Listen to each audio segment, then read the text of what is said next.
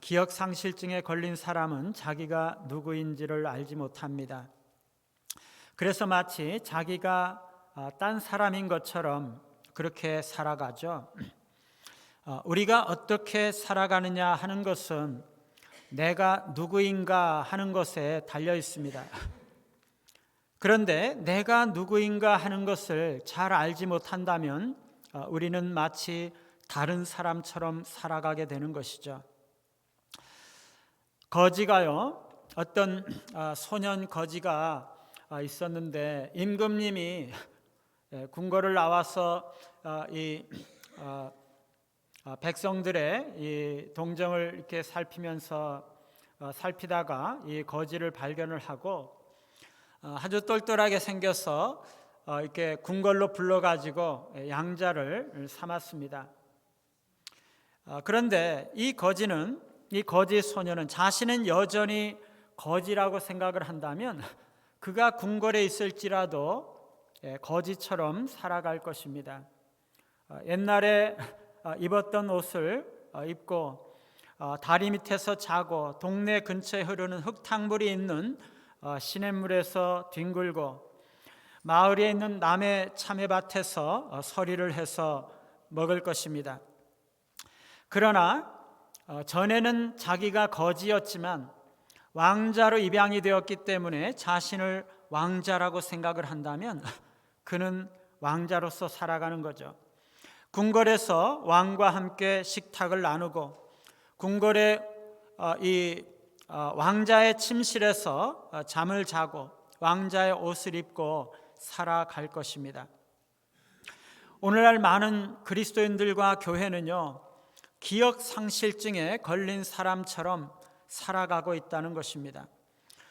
자신을 구원받은 하나님의 자녀로 생각하고 천국의 성전에서 하나님과 함께 천국의 양식을 먹으며 하나님과 교제하며 천국의 노래를 부르며 천국 백성으로 하나님의 자녀로 살아가기보다 자신이 누구인지를 잊어버리고 여전히 자신이 이 세상의 백성인 것처럼 이 세상의 것들을 좋아하고 이 세상 양식을 먹고 이 세상 노래를 부르면서 세상의 것들을 즐거워하면서 즐기고 살아가고 있다는 것입니다. 내가 하나님의 자녀라고 생각하는 자는 하나님의 자녀로 살아갈 것입니다. 내가 그리스도의 제자라고 생각하는 자들은 그리스도의 제자로 살아가죠. 그리스도의 군사라고 생각하는 사람은 그렇게 살아갈 것입니다. 내가 하나님의 자녀라고 말은 하지만 실제로 하나님의 자녀와 같은 삶을 살지 않는다면 그는 자신이 하나님의 자녀라고 실제로는 믿지 않고 있다는 것입니다. 우리는요, 누구나 다 내가 어떻다라고 말하는 대로 살아가는 것이 아니라 진심으로 자신의 마음속에 자신이 진실로 믿고 있는 대로 살아가는 것입니다. 오늘 말씀은 예수님께서 최후의 성찬을 가지시고 겟세마네 동산으로 제자들과 함께 가시는 길에 하나님께 올려드린 대제사장의 기도 중에 제자들을 위한 기도의 첫 부분입니다. 여기에 제자됨에 관한 몇 가지 교훈이 담겨 있습니다. 첫째로 제자로 부르심입니다. 제자들은 선택과 예정에 의해서 부르심을 받는다는 것입니다.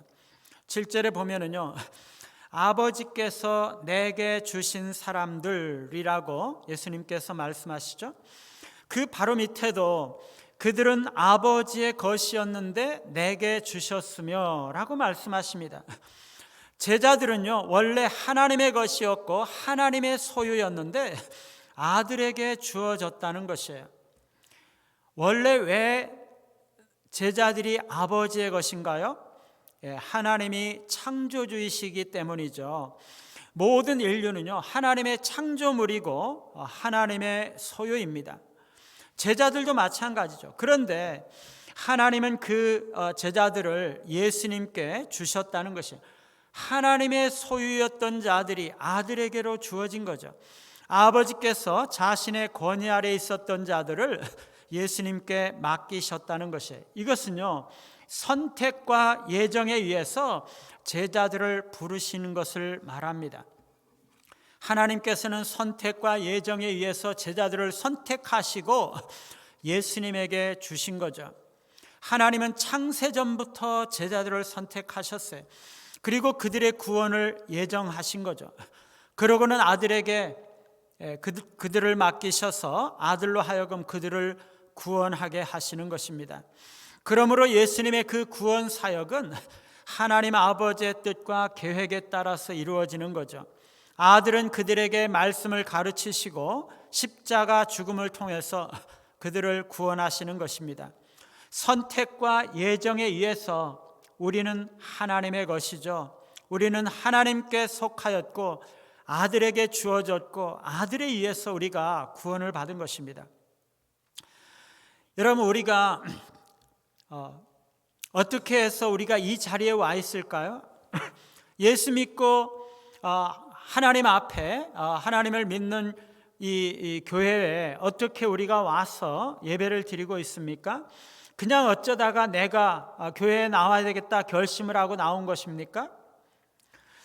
우리가 예수님을 믿는 것은요, 우리가 예수님을 믿기 이전에, 우리가 종교를 선택하고 교회에 나오기 이전에 하나님의 인도하심이 있었던 거죠.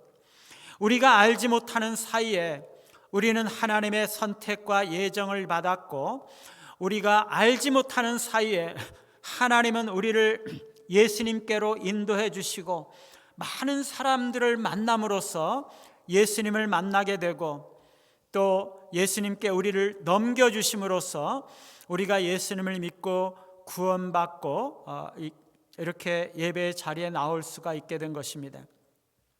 우리가 기억해야 되는 것은요, 우리는 창세 전에 선택과 예정을 입었다는 것입니다. 우리가 무슨 일을 하기 전에, 우리가 어떤 행위를 하기 전에 하나님은 우리를 선택하셨어요. 심지어 우리가 태어나기도 전에 하나님은 우리를 선택하시고 예정하셨어요.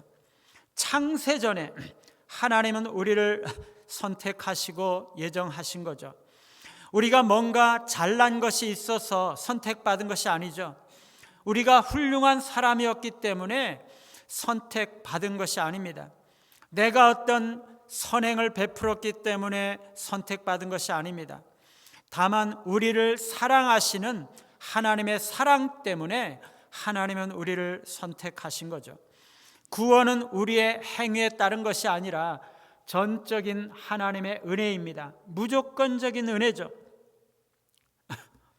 어떤 사람은요, 자신이 보기에는 신앙생활을 제대로 잘 못하고 있기 때문에 혹시 내가 천국에 갈 수 있을까 염려하는 사람이 있을 수 있어요.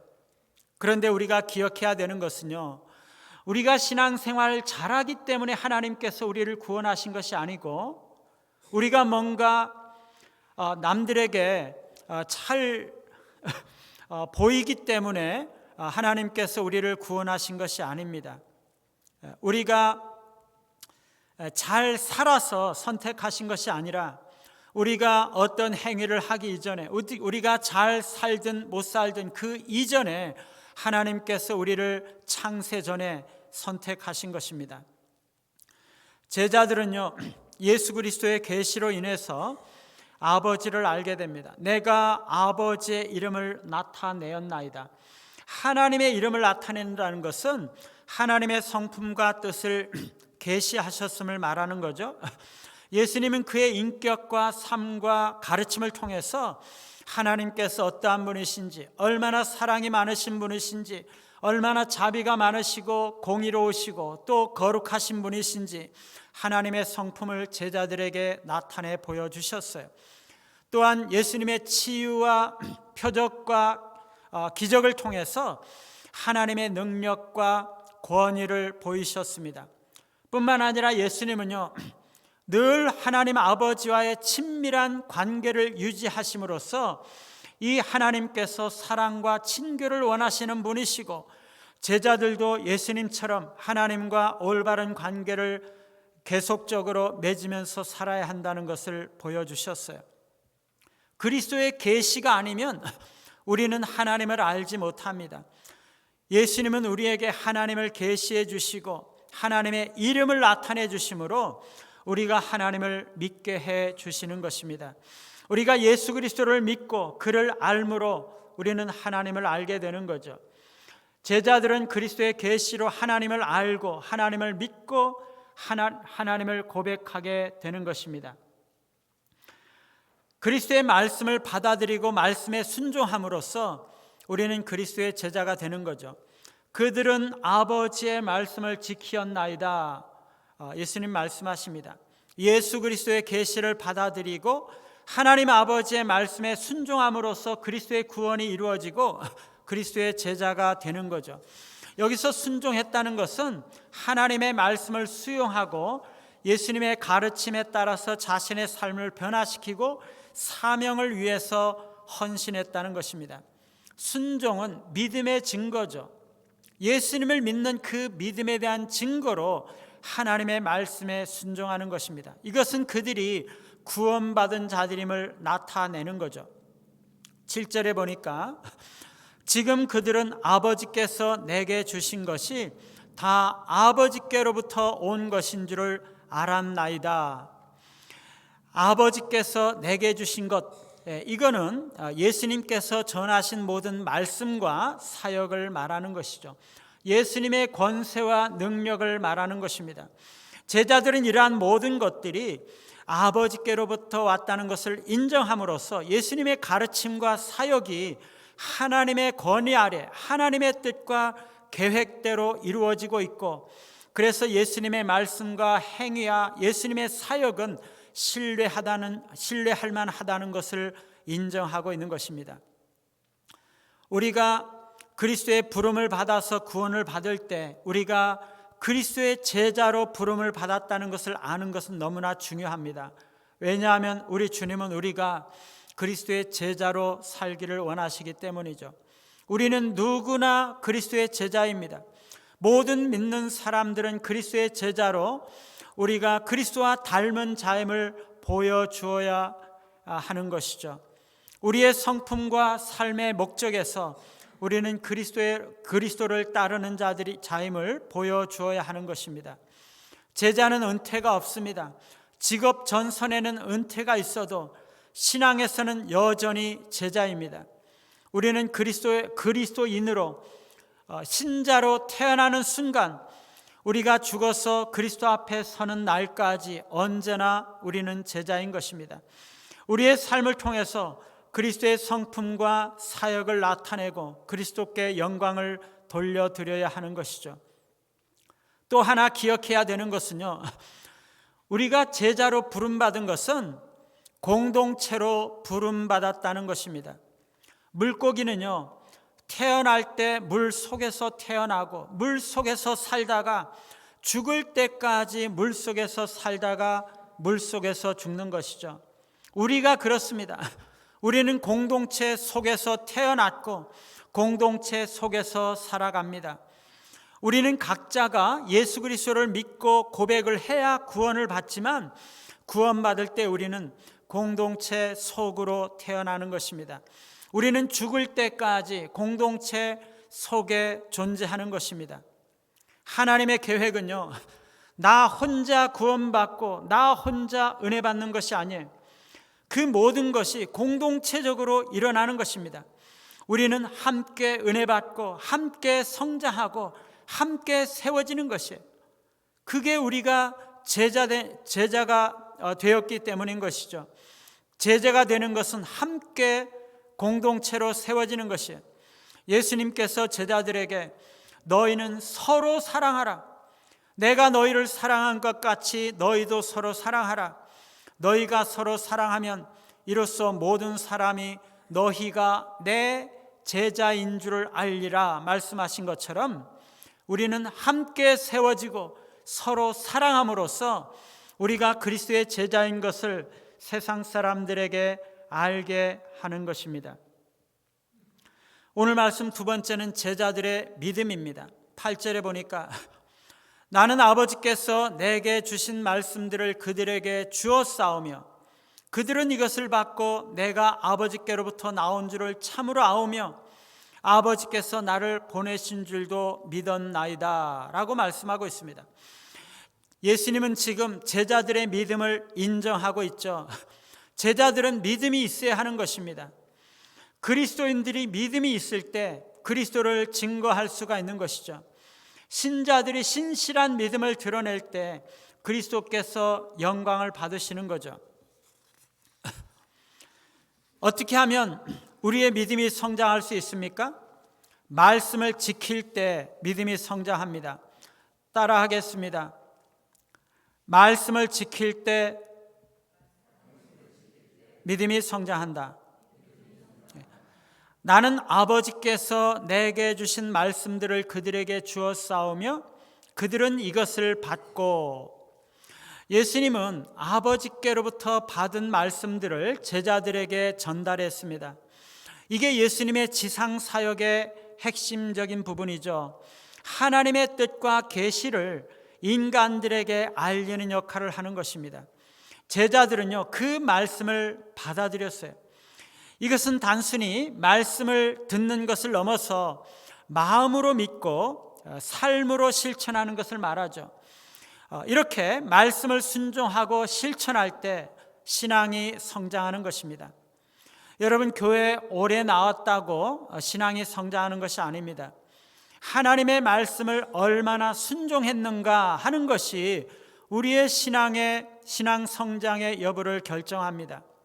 하나님의 말씀에 많이 순종한 사람들은 나이가 젊더라도 신앙이 많이 성장하게 되고, 하나님의 말씀을 많이 듣지 않든지 혹은 듣더라도 순종하지 않는 사람들은 신앙의 연륜이 많더라도 신앙이 잘 성장하지 못하는 거죠.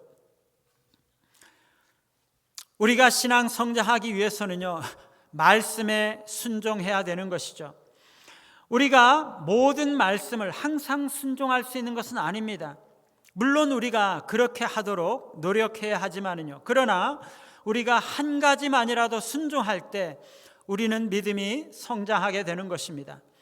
여러분, 우리가 예배 시간에 나와서 하나님의 말씀을 들을 때 아니면 우리가 혼자서 성경을 읽을 때 그 모든 말씀들을 누구나 다 잘 깨닫고 누구나 다 말씀을 이해하게 되는 것은 아닙니다. 그리고 모든 말씀들을 다 순종할 수 있는 것도 아니에요. 그러나 단 한 가지만이라도, 한 번에 한 가지만이라도 순종한다면 우리의 신앙이 성장하게 되는 거죠. 하나님이 우리에게 전도할 마음을 주시면 전도하면 믿음이 성장합니다. 다른 사람을 사랑할 마음이 생길 때 실천하면 믿음이 성장합니다. 하나님 말씀에 기도하라고 하시면 한 번이라도 순종하고 기도하면 신앙이 성장하는 거죠. 하나님과 동행하라고 말씀하시면 한 번이라도 성경 보고 기도할 때 우리의 신앙이 성장하는 것입니다. 마음이 생겨서 작은 물질이라도 나눌 때 믿음이 성장하는 것입니다. 어떤 선교단체를 섬기는 목사님의 간증을 들었는데 큰 도전이 되었는데요, 그 목사님은 선교사 지원자가 있을 때 후원자들을 발굴해서 이 선교사 지원자와 후원자들을 매칭해서 선교사를 파송하는 그런 일을 맡은 분이십니다. 그런데 한 번은 아주 좋은 선교사 지원자가 나타났습니다. 이 사람을 위해서 기도를 했는데 후원자가 나타나지 않는 것이에요. 여러 달 동안을 기다리다가 목사님은 기도 중에 왜 내가 먼저 이 선교사님을 지원해야 되겠다라는 마음이 들었습니다. 목사님은 다른 사람을 도와줄 만한 넉넉한 사람이 아니었어요. 형편은 되지 않았지만 그는 겨울에 난방비를 아껴서 이 선교사님을 지원하기로 작정을 했습니다. 그래서 겨울에 집안에서도 옷을 두껍게 껴입고 아주 잘 때도 두껍게 껴입고 자고 춥게 지내면서 난방비를 아껴가지고 돈을 모아서 그 선교사님을 후원했어요. 그랬더니 다른 후원자들이 나오기 시작하면서 선교사를 파송할 만큼 후원금이 모여져서 선교사를 파송할 수가 있었습니다. 내가 어려운 상황이지만 하나님의 말씀과 뜻에 순종하며 헌신할 때 우리는 믿음이 성장하는 거죠. 내가 물질적으로 어려운 상황이지만 하나님의 말씀을 따라 나보다 더 어려운 사람들을 도울 때 우리의 믿음이 성장하는 것입니다. 여러분, 우리가 말씀을 순종할 때는요, 우리의 생각을 내려놓고 전적으로 하나님의 말씀에 순종해야 되는 것이에요. 하나님의 말씀은 우리의 생각보다 높으십니다. 우리의 생각으로는 헤아릴 수가 없는 거죠. 그러므로 우리는 우리 생각을 다 내려놓고 하나님의 말씀에 순종해야 되는 것이죠. 우리가 말씀에 순종할 때 우리는 어떤 어려운 가운데도 순종해야 됩니다. 이 목사님과 같이 우리가 어려운 상황일 때에도 우리가 물질적으로 어렵다 할지라도 더 어려운 사람에게 도와주고 하나님의 말씀에 순종할 때 우리에게 믿음이 성장하는 것입니다. 심지어 우리가 말씀에 순종함으로써 손해를 보는 상황이 있더라 할지라도 우리는 말씀에 순종할 때 우리의 신앙이 성장하는 것입니다. 우리는 주님을 깊이 알아갈 때 믿음이 성장합니다. 따라하겠습니다. 주님을 깊이 알아갈 때 믿음이 성장한다. 그들은 내가 아버지께로부터 나온 줄을 참으로 아우며 아버지께서 나를 보내신 줄도 믿었사옵나이다. 예수님의 기원과 사명을 제자들이 인식하고 믿었다는 거죠. 내가 아버지께로 나온 줄이라는 것은 예수님께서 하나님의 본체로부터 나오셨고 예수님께서 신성을 가지신 영원한 존재임을 알게 되었다는 것을 말하는 것입니다. 아버지께서 나를 보내신 줄이라는 것은 예수님께서 이 세상에 파송되신 것은 하나님의 구원 계획을 이루시기 위해서 하나님께서 파송하셨다는 것을 말하는 거죠. 제자들은 예수님의 신적 존재의 근원을 알고 메시아로서의 구체적인 임무와 구원 사역을 믿었다는 것입니다. 많은 시간 제자들은 예수님과 함께 하면서 예수님에 대해서 더 깊이 알게 되었다는 거죠. 우리가 예수님을 알아갈 때 우리의 믿음이 성장합니다. 우리가 하나님을 알기 위해서는 성경을 많이 읽어야 되고 기도를 많이 해야 되고 주님과 더 많은 시간을 가져야 하는 거죠. 아내를 집에 두고 다른 여자랑 바깥에서 많은 시간을 보내는 사람은 아내를 진정으로 사랑하는 것이 아닌 거죠. 우리가 주님을 사랑한다면 주님을 더 많이 알기 위해서 더 많은 시간을 주님과 함께 보내야 하는 것입니다. 주님과 함께 보내는 시간이 많을수록 우리는 주님을 더 깊이 알아가고 우리의 신앙이 더 깊어지는 거죠. 하나님을 아는 것은요, 자기를 아는 것으로 이어집니다. 하나님을 아는 사람은 자기를 잘 알게 되고 자기를 잘 아는 사람은 하나님을 잘 알게 됩니다. 사람들은요, 자기 안에 어려운 문제가 있어도 어떻게 해야 하는지를 잘 모릅니다. 상처가 있고 미움과 분노가 있어도 어떻게 해야 하는지를 잘 몰라요. 이런 사람은요, 자기를 사실은 잘 모르는 것입니다. 결국에 하나님을 잘 아는 것이 아닌 거죠. 우리는 자기를 잘 알고 하나님을 잘 알 때 우리가 어떻게 행동해야 하는지를 알게 되는 것입니다. 우리는 하나님을 더 깊이 알기 위해서 힘쓰므로 우리의 인생 가운데 우리가 어떻게 해야 하는지, 어떻게 살아가야 하는지를 알게 되는 것이죠. 그러면 우리의 신앙이 성장하는 것입니다. 뿐만 아니라 우리는 시련을 맞을 때 믿음이 성장합니다. 따라하겠습니다. 시련을 맞을 때 믿음이 성장한다. 야고보서는 우리에게 시험을 만나거든 온전히 기쁘게 여기라 라고 말씀하고 있죠. 시련은 우리를 성장하게 하는 수단입니다. 그렇기 때문에 우리가 기뻐해야 되는 거죠. 모든 시련은 우리가 하나님을 의지하는지 아니면 하나님 이외의 다른 것을 의지하는지, 우리의 자신의 지식이나 경험이나 세상이나 세상 사람들이나 이런 것들을 의지하는지를 시험하는 것이죠. 우리가 시련을 당해서 하나님을 의지하면 우리의 신앙이 성장하는 것입니다. 우리가 나의 지식이나 경험이나 내 자신을 의지하든지 이 세상에 있는 어떤 인간적인 수단들을 의지한다면 우리는 믿음의 시험에 통과하지 못하고 성장할 기회를 잃어버릴 뿐만 아니라 계속적인 시련의 고통이 끝나지 않는 것이죠. 오늘날 우리가 다 어렵습니다. 얼마나 어렵습니까? 그렇죠? 코로나 이후에 개인적으로나 가정적으로나 그리고 또 교회적으로나 얼마나 어려운지 모릅니다.